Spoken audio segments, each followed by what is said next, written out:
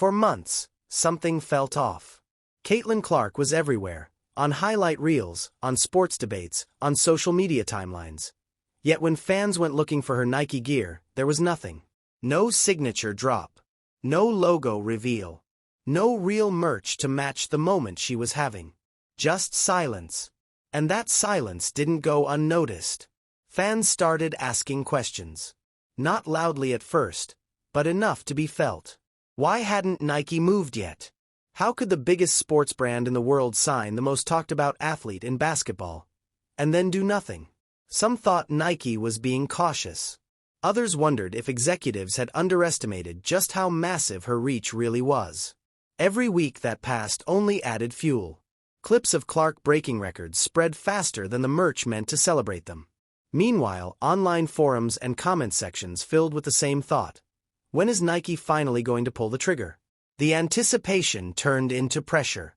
Because this wasn't just about apparel anymore. It was about validation. A signature line is a statement. It tells the world an athlete isn't just popular, they're permanent. And the longer Nike waited, the louder the message became. Then, without a massive ad campaign or weeks of build-up, Nike finally made its move. No dramatic countdown. No celebrity rollout. Just a simple logo. 2 letters. And within moments, it became clear that Nike hadn't delayed the launch. They had delayed a disaster. Midnight hit quietly. No fireworks. No global live stream. Just millions of people staring at the same page, refreshing over and over, fingers hovering above their screens. Credit cards already saved. Shipping addresses preloaded. Everyone expecting a smooth checkout. For about a second, it worked. Then the page froze.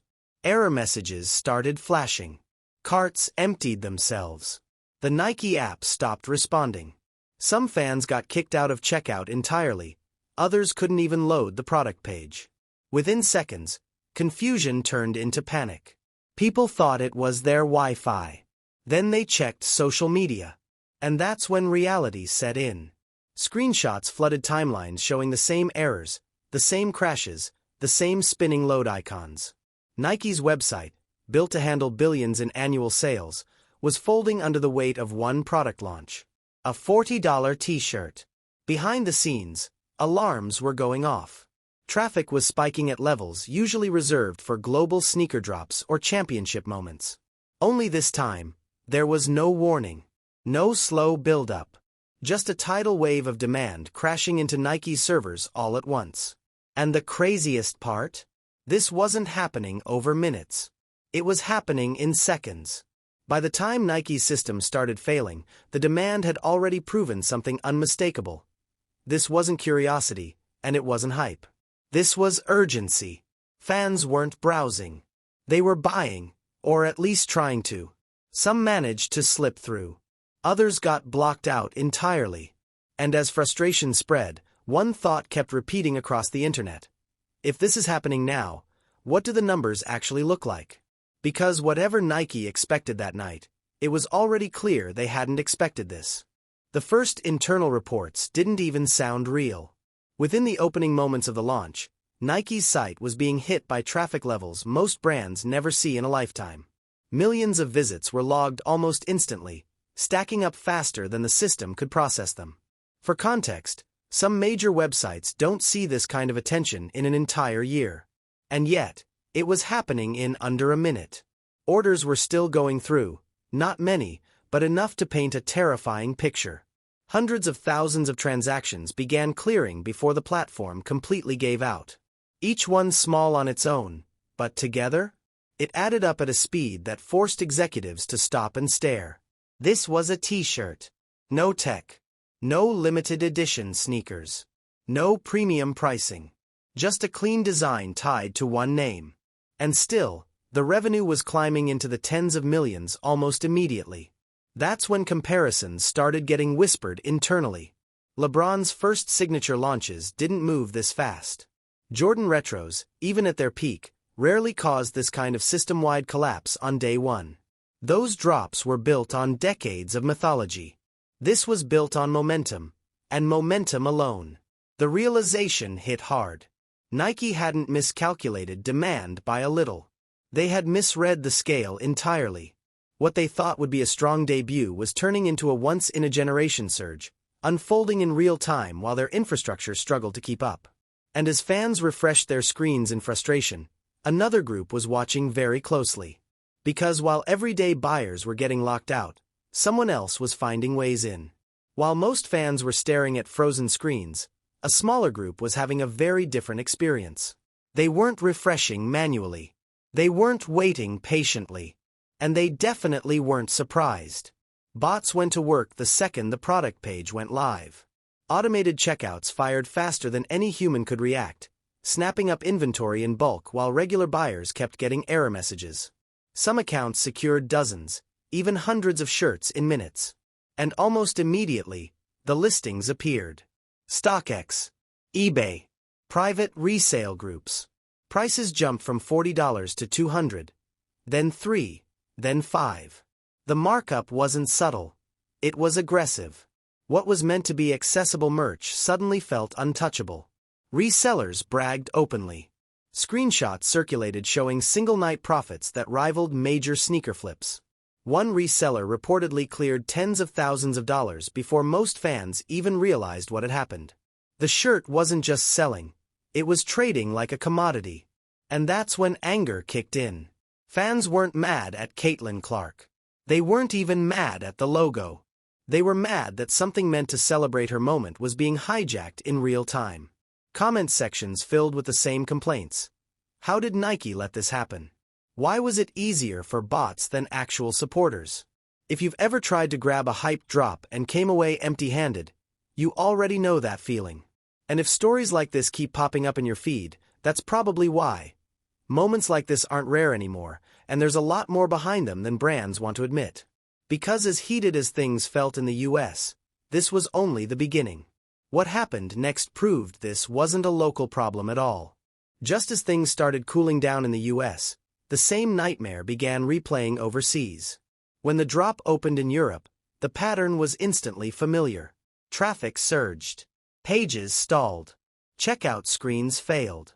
Nike's servers, already battered, buckled all over again. Fans who had stayed up early in the morning watched the site collapse in front of them. Then Asia came online. That's when it turned from chaos into shock. Resale prices skyrocketed almost instantly, with listings appearing at the equivalent of hundreds of dollars. In some markets, prices climbed even higher, fueled by scarcity and demand that seemed endless. People weren't hesitating, they were panic buying, worried they'd never see another chance. In cities like Tokyo, fans didn't even trust the internet anymore. Lines formed outside Nike stores before sunrise.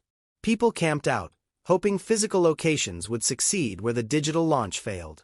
Some stores sold out almost immediately after opening their doors. Other countries followed the same pattern. Canada, Mexico, Australia. Every market saw the same outcome. Inventory gone in minutes, confusion everywhere, and demand that refused to slow down. Behind the scenes, Nike's global logistics teams were scrambling. Warehouses emptied faster than they could track. Distribution plans that were supposed to last weeks were blown through in hours. The brand wasn't just reacting, it was chasing something that had already gotten ahead of them. Because at this point, it was obvious. This wasn't just a successful launch. It was a worldwide event that Nike no longer controlled. And inside the company, things were starting to get very tense. While fans argued online and resellers kept raising prices, Nike was in full crisis mode. Factories were contacted almost immediately. Production schedules were ripped apart. Facilities in Asia were told to start running emergency shifts, pushing out more units as fast as humanly possible. This wasn't planned expansion, it was damage control. Executives were pulled into late-night calls. Some were woken up with one message: we didn't make enough. Not even close. Meetings happened at hours usually reserved for disasters, not merch drops. The conversation wasn't about marketing anymore. It was about containment. Shipping became another problem. To move Clark merch faster, Nike began paying premium rates just to secure space on trucks and planes. Entire shipments were prioritized around one product. Normal supply chains were disrupted, all to keep up with demand that showed no signs of slowing. Customer service lines exploded. Wait times stretched into hours. Social media teams worked non-stop trying to calm fans who felt shut out of a moment they believed they deserved to be part of. Every apology post only highlighted the same truth. Nike hadn't been prepared for the scale of this response. And that's when something unexpected happened. Instead of scaring investors, the chaos caught Wall Street's attention. In a good way. Because when a company struggles to keep up with demand, that's not seen as failure. It's seen as opportunity. By the next morning, the tone completely changed. Nike's stock started climbing before most fans had even finished venting online. Analysts weren't focused on crashed servers or angry comments. They were focused on demand. And what they saw looked like a signal, not a setback. One product. One athlete. One night. That was all it took to move the needle. Reports started circulating that analysts were revising forecasts based on the Clark launch alone. Not a full collection. Not a multi-year rollout. Just the response to that single logo. Inside financial circles, the message was simple. If this is what one drop looks like, what happens next? At the same time, celebrities quietly joined the scramble. Some posted photos after the fact, proudly showing they'd managed to secure a shirt. Others admitted they tried and failed like everyone else.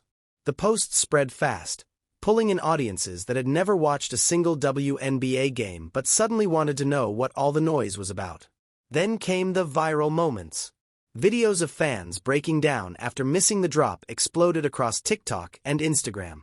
Clips of people refreshing pages for hours racked up millions of views.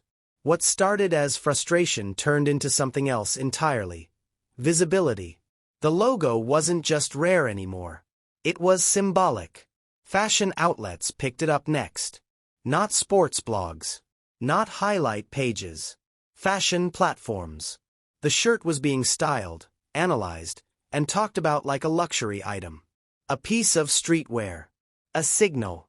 And that's when it became clear this wasn't living in one lane anymore.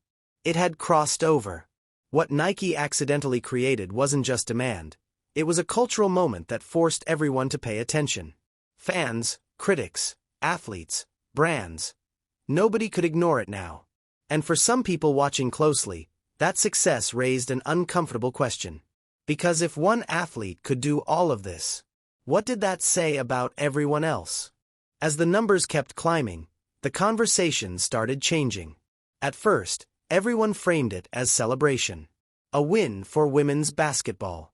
A breakthrough moment. And on the surface, that was all true. But underneath the praise, there was something else happening. Something far less comfortable. Players around the league were watching closely. They weren't just seeing a successful launch. They were seeing a single t-shirt outperform entire signature lines. Years of work, endorsements, and carefully planned releases were suddenly being overshadowed by two letters on a chest. And the contrast was impossible to ignore. Some players stayed quiet. Others praised Clark publicly while clearly trying to process what this meant for their own careers. The gap wasn't just about popularity anymore. It was about market gravity. Attention was shifting in real time, and not everyone benefited equally. What made it even stranger was who was buying the merch. This wasn't limited to fans. Players who competed against Clark were spotted wearing the logo. Rivals. Veterans. Even athletes signed to other brands.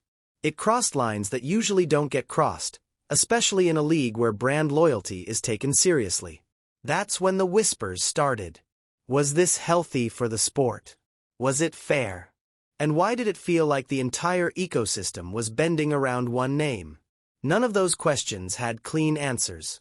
But they didn't need to. The fact that people were asking them at all was the real story. Because moments like this don't just create stars, they reshape hierarchies.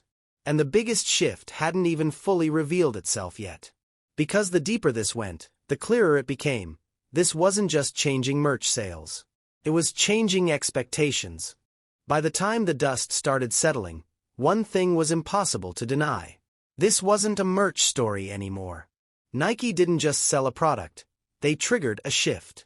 A $40 t-shirt rewrote expectations for what women's sports could generate, who it could reach, and how fast culture could move when the timing was right. It forced executives, analysts, and fans to confront a reality that had been quietly building for years.